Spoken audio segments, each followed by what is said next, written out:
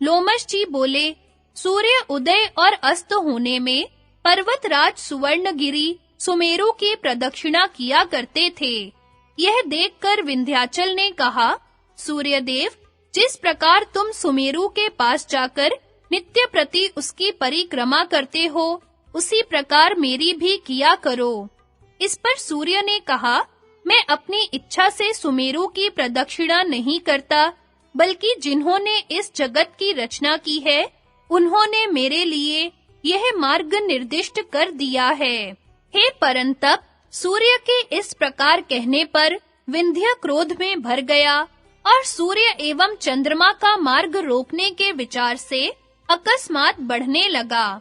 तब सब देवता मिलकर पर्वतराज विंध्य के पास आए और अनेकों उपायों से उसे रोकने लगे, किंतु उसने उनकी एक भी न सुनी।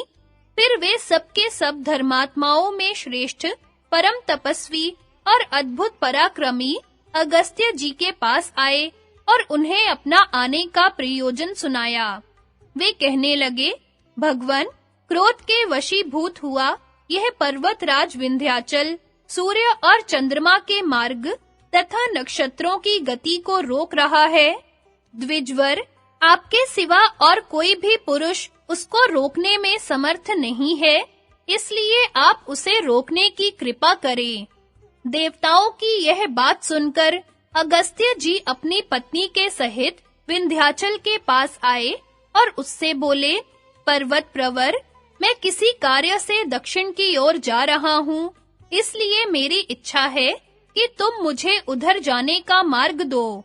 जब तक मैं उधर से लौटूं, तब तक तुम मेरी प्रतीक्षा करना, उसके बाद इच्छा अनुसार बढ़ते रहना।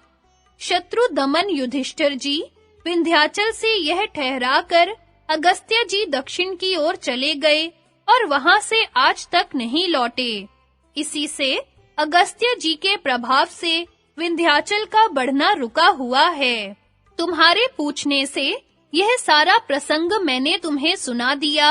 अब जिस प्रकार उनसे वर पाकर देवताओं ने कालकेयों का संहार किया था, वह सुनो। देवताओं की प्रार्थना सुनकर अगस्त्य जी ने कहा, आप लोग यहाँ कैसे आए हैं और मुझसे क्या वर चाहते हैं? तब देवताओं ने कहा, महात्मन, हमारी ऐसी इच्छा है कि आप महासागर को पी जाइए। ऐसा होने पर हम देवद्रोही कालकेयों को उनके परिवार के सहित मार डालेंगे। देवताओं की बात सुनकर मुनिवर अगस्त्य ने कहा, अच्छा, मैं तुम्हारी इच्छा पूर्ण करूंगा और संसार का दुख दूर कर दूंगा। तदनंतर वे तपः सिद्ध ऋषियों और देवताओं को साथ ले नदीनाथ समुद्र के तट पर पहुंचकर वहां एकत्रित हुए देवता और ऋषियों से कहने लगे, मैं संसार के हित के लिए समुद्र का पान करता हूँ। ऐसा कहकर उन्होंने बात की बात में समुद्र को जलहीन कर दिया।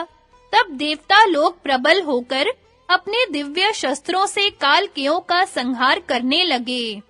इस प्रकार गरज-गरज कर प्रहार करते हुए देवताओं की मार से वे व्याकुल हो गए और उन्हें उनका वेग असह्य हो गया। उनकी मार खाकर 2 घड़ी तक तो कालकेयों ने भी भयंकर सिंहनाद करते हुए घनघोर युद्ध किया, किंतु वे पवित्र आत्मा मुनियों के तप से पहले ही दग्ध हो चुके थे।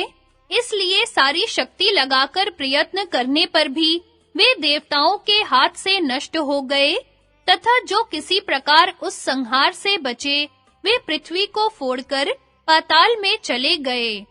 इस प्रकार दानवों का ध्वंस हो जाने पर देवताओं ने अनेकों प्रकार से स्तुति करते हुए अगस्त्य जी से प्रार्थना की कि अब आप पिए हुए जल को छोड़कर फिर समुद्र को भर दीजिए। इस पर अगस्त्य जी बोले, वह जल तो पच गया, अब समुद्र को भरने के लिए तुम कोई और उपाय सोचो।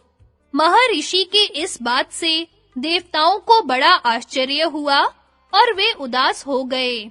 फिर उन्हें प्रणाम कर वे ब्रह्मा जी के पास आए और हाथ जोड़कर उनसे समुद्र को भरने की प्रार्थना की। ब्रह्मा जी ने कहा, देवगण, अब तुम इच्छा अनुसार अपने-अपने स्थानों को जाओ।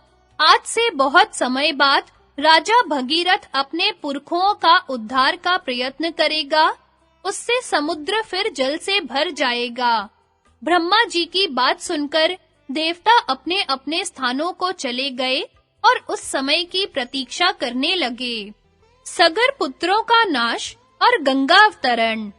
युधिष्ठिर जी ने पूछा, ब्राह्मण, समुद्र के भरने में भगीरथ के पूर्व पुरुष किस प्रकार कारण हुए? भगीरथ ने उसे किस प्रकार भरा? यह प्रसंग मैं विस्तार से सुनना चाहता हूँ। लोमश जी बोले, राजन, इक्ष्वाकु वंश में सगर नाम के एक राजा थे। वे बड़े ही रूपवान, बलवान, प्रतापी और पराक्रमशील थे। उनकी वैदर्भी और शैब्या नाम की 2 स्त्रियां थीं। उन्हें साथ लेकर वे कैलाश पर्वत पर गए और वहां योगाभ्यास करते हुए बड़ी कठिन तपस्या करने लगे। कुछ काल तपस्या करने पर उन्हें त्रिपुर नाशक त्रिनयन भगवान शंकर के दर्शन हुए।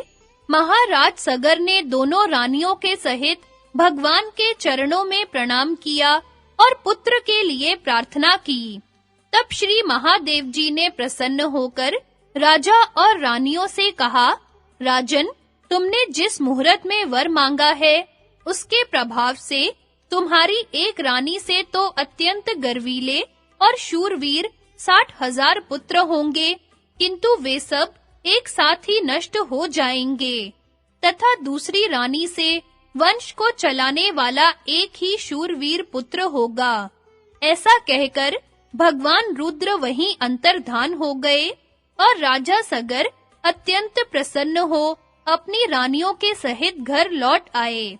फिर कमल नयनी वैदर्भी और शैब्या ने गर्भ धारण किया और समय आने पर वैदर्भी के गर्भ से एक तुम्बी उत्पन्न हुई तथा शैब्या ने एक देव रूपी बालक उत्पन्न किया।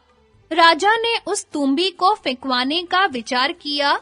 इसी समय गंभीर स्वर से यह आकाशवाणी हुई कि राजन, ऐसा साहस न करो। इस प्रकार पुत्रों का परित्याग करना उचित नहीं है। इस तुम्बी के बीज निकालकर उन्हें कुछ गर्म किए हुए घी से भरे हुए घड़ों में पृथक-पृथक रख दो। इससे तुम्हें 60,000 पुत्र प्राप्त होंगे। आकाशवाणी सुनकर राजा ने वैसा ही किया। उन्होंने तुम्बी का एक-एक बीज एक-एक घृत पूर्ण घट में रखवा दिया और प्रत्येक घड़े की रक्षा करने के लिए एक-एक दासी नियुक्त कर दी। बहुत काल बीतने पर भगवान शंकर की कृपा से उनमें से अतुलित तेजस्वी 60,000 पुत्र उत्पन्न हुए। वे बड़े ही घोर प्रकृति के और क्रूर कर्म करने वाले थे तथा आकाश में उड़कर चलते थे। संख्या में बहुत होने के कारण वे देवताओं के सहित संपूर्ण लोकों का तिरस्कार किया करते थे। इस प्रकार बहुत समय निकल जाने पर राजा सगर ने अश्वमेध यज्ञ की दीक्षा ली। उनका छोड़ा हुआ घोड़ा पृथ्वी पर विचरने लगा। राजा के पुत्र उसकी रखवाली पर नियुक्त थे। घूमता-घूमता वह जलहीन समुद्र के पास पहुंचा, जो इस समय बड़ा भयंकर जान पड़ता था। यद्यपि राजकुमार बड़ी सावधानी से उसकी चौकसी कर रहे थे, तो भी वह वहां पहुंचने पर अदृश्य हो गया। जब वह ढूंढने पर भी न मिला, तो राजपुत्रों ने समझा कि उसे किसी ने चुरा लिया है और राजा सगर के पास आकर ऐसा ही कह दिया। वे बोले, पिताजी, हमने समुद्र, द्वीप, वन, पर्वत, नदी, नद और कंदराएं सभी स्थान छान डाले, परंतु हमें न तो घोड़ा ही मिला और न उसको चुराने वाला ही। पुत्रों की यह बात सुनकर सगर को बड़ा क्रोध हुआ और उन्होंने आज्ञा दी कि जाओ, फिर घोड़े की खोज करो और बिना उस यज्ञ पशु के लौटकर मत आना। पिताजी का ऐसा आदेश पाकर सगर पुत्र फिर सारी पृथ्वी में घोड़े की खोज करने लगे। अंत में उन शूरवीरों ने एक जगह पृथ्वी को फटी हुई देखा। उसमें उन्हें एक छिद्र भी दिखाई दिया। तब वे कुदाल तथा दूसरे हथियारों से उस छिद्र को खोदने लगे। खोदते-खोदते उन्हें बहुत समय हो गया, किंतु फिर भी घोड़ा दिखाई न दिया। इससे उनका क्रोध और भी बढ़ गया और उन्होंने ईशान कोण में उसे पाताल तक खोद डाला। वहां उन्होंने अपने घोड़े को घूमता देखा तथा उसके पास ही उन्हें अतुलित तेजो राशि महात्मा कपिल भी दिखाई दिए।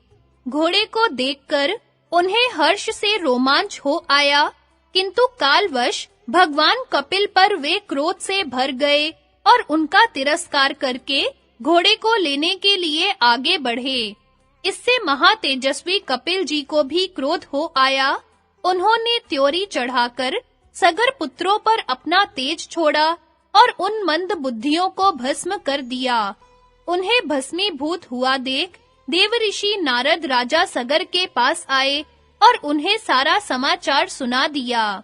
नारद जी की बात सुनकर एक मुहूर्त के लिए तो राजा उदास हो गए, किंतु फिर उन्हें महादेव जी की बात का स्मरण हो आया। तब उन्होंने असमंजस के पुत्र अपने पोते अंशुमान को बुलाकर कहा, बेटा, मेरा अतुलित तेजस्वी 60,000 पुत्र कपिल जी के तेज से मेरे ही कारण नष्ट हो गए हैं तथा अपने धर्म की रक्षा और प्रजा का हित करने के लिए मैंने तुम्हारे पिता का भी परित्याग कर दिया है।